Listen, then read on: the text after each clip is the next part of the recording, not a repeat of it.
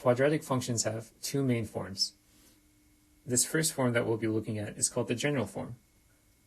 This form is given by the following equation. F of x is equal to ax squared plus bx plus c, where we have that a, b, and c are real numbers.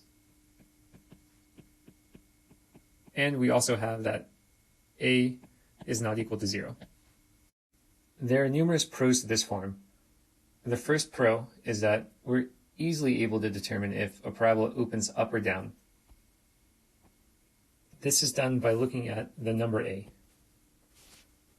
If we have that a is greater than 0, then our parabola is going to open up. And if we're given that a is less than 0, then our parabola opens down. Another pro about this is that it's very easy to find the x and y intercepts. The other form of a quadratic function is called the standard form. This is also commonly referred to as the vertex form. This form is given by the following equation. F of x is equal to a times an x minus h raised to the second plus k, where we have that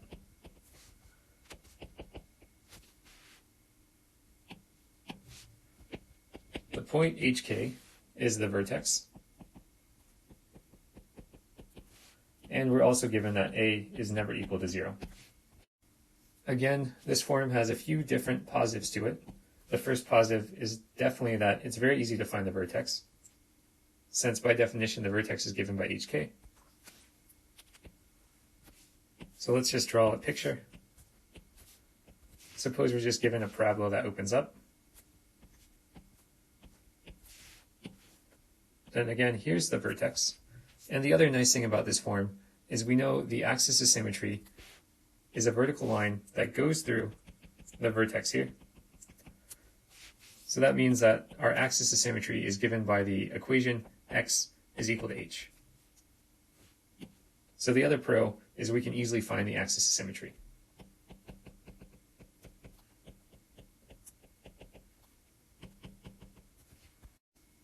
Now we've seen two different ways that we can represent the equation of a parabola, and there is a connection between the general form and the standard form.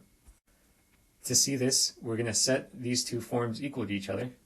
So let ax squared plus bx plus c be equal to a times x minus h raised to the second plus k.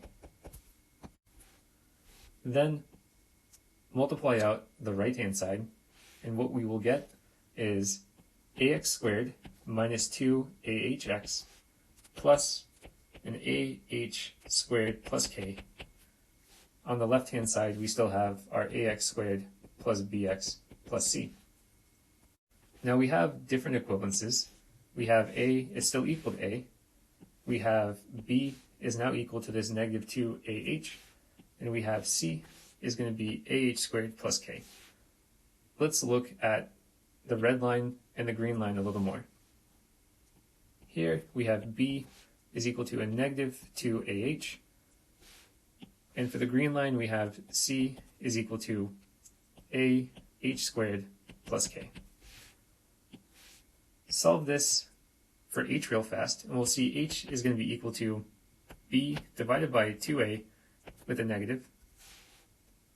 And solve this for k, and we'll see k is equal to c minus a h squared.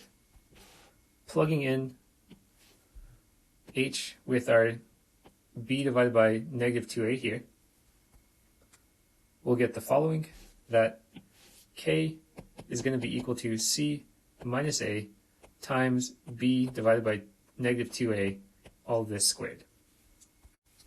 This gives us useful information because if we have the general form of our quadratic function, then we can always find the vertex, and we can also find the standard form.